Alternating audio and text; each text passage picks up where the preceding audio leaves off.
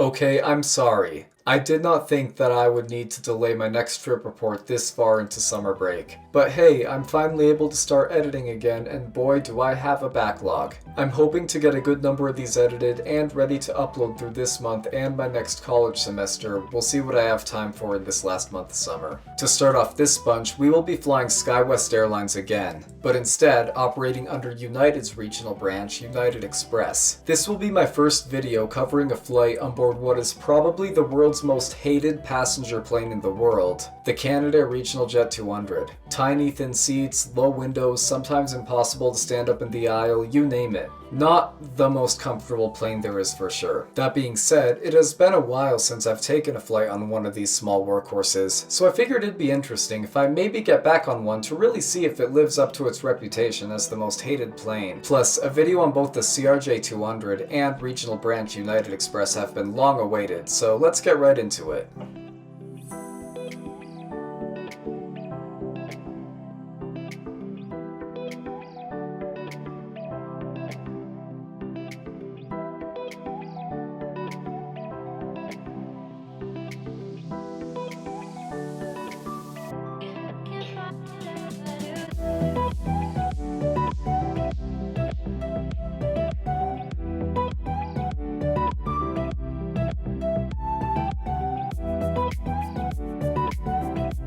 After a year and a half, we are back at the snowy little airport of Fargo Hector in North Dakota, set to fly to Chicago O'Hare Airport on United Express Flight 5371 operated by SkyWest. I'm definitely excited to fly to Chicago O'Hare again, because as I may have said before, it was a flight out of that very airport that started my aviation interest back in 2013. I still haven't flown a CRJ200 through there though, so that'll be interesting. Fargo's Hector International has 5 gates, and we would be at gate 4 today. This one and 5 are the ones typically used for United flights.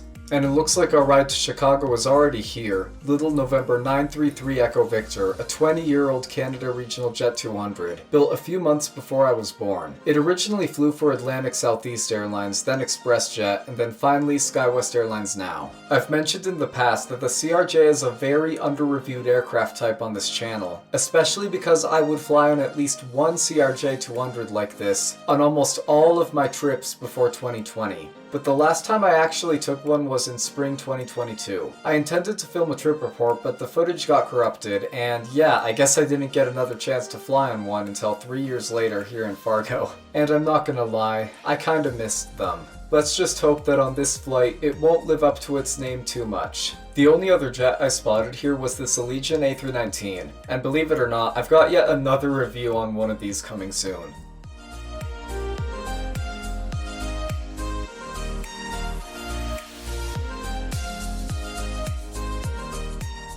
I was in the second to last row, seat 12A.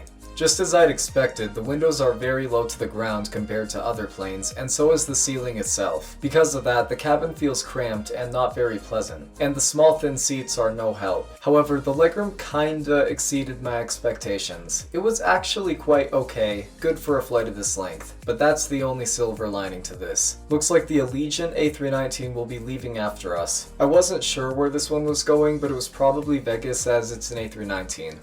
Large electronics like laptops. Fit your items in place under the seat fit completely. Seat in front of you fit completely under the seat, keeping the area around your feet clear. Place the oxygen mask over your nose and mouth, with the elastic band over your head and tighten the strap. Oxygen is flowing even if the bag doesn't inflate. Put your mask on before helping others. In the unlikely event oxygen is needed and e-cigarettes and smoking tobacco are not allowed or prohibited entering, wasting, disabling, or destroying laboratory smoke detectors. U.S. law also requires passengers to comply with the license.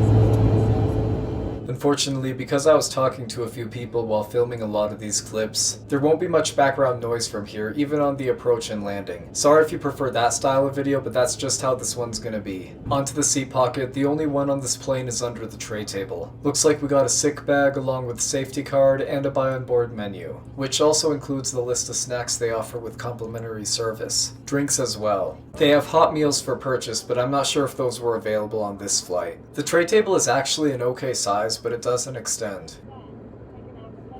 Soon enough, the crew began the round of snack and drink service. Unlike Delta Connection, United Express has the full drink service present on mainline United flights. One of few things that United actually beats Delta on. They have quite a good drink choice along with a choice of 3 snacks, those being a pretzel mix, granola bar, and a chocolate crisp. This was before United brought back the stroopwafel. I chose Coke for my drink, and as you can see, they actually let me have 2 snacks. I went for the pretzel mix, which was decent, and the chocolate quinoa crisp, which was really good.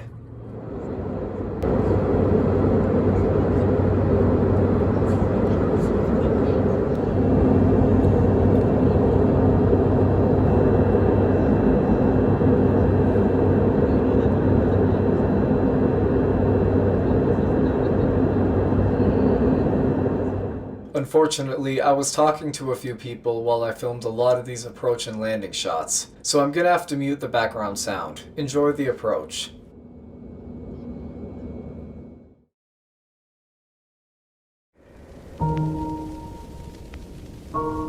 Only the name has been changed.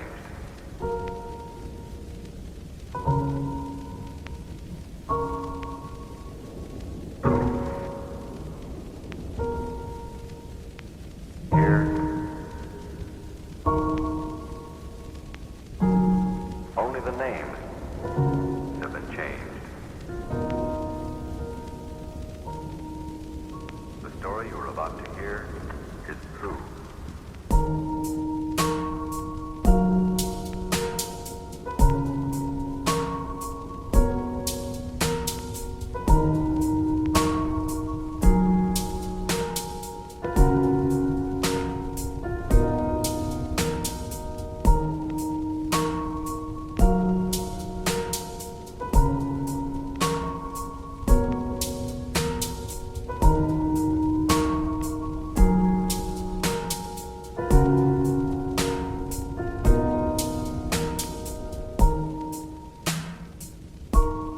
Only the name has been changed.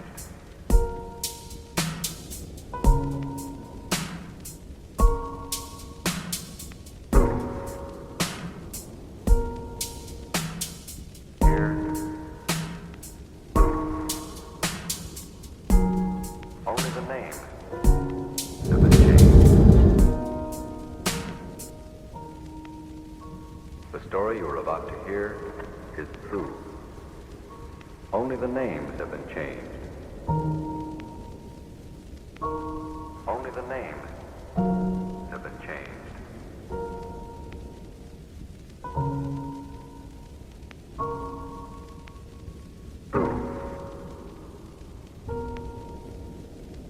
Here.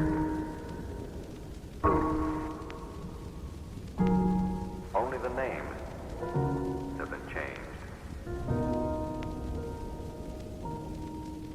Sorry I couldn't play the airplane sounds on the landing. I wish I could have, as it was pretty cool, but it'll be different in my upcoming trip reports. Okay, now, the CRJ200. How bad is it really? I guess I understand why people dislike it. It feels very cramped in the cabin due to the low ceilings, along with the thin and narrow seats. It's not a comfortable plane, which is why I'm glad United uses this specifically for short regional hops, at least most of the time. And you know, I would not willingly put myself on this plane for anything longer than a 2-hour flight, but given this flight's length, I gotta say, it wasn't that bad. The legroom was actually really good for a flight like this, and the service was wonderful, with friendly crew who offered us 2 snacks this time, and the time performance was just perfect. Aside from the tight cabin, this was a great flight with United Express, and honestly, no matter what I think of the plane from a passenger standpoint, I can never hate the CRJ200. I just have too many memories on them with United Express and Delta Connection, and this was overall a cool, nostalgic flight with a final score of 7.8 out of 10.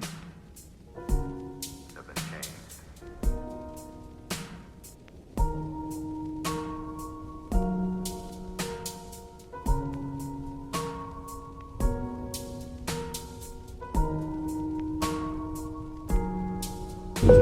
And we are back in Chicago O'Hare, the airport that sparked my love for aviation. I'll be ending the video off here, so thanks for watching. Make sure to like and subscribe. See ya.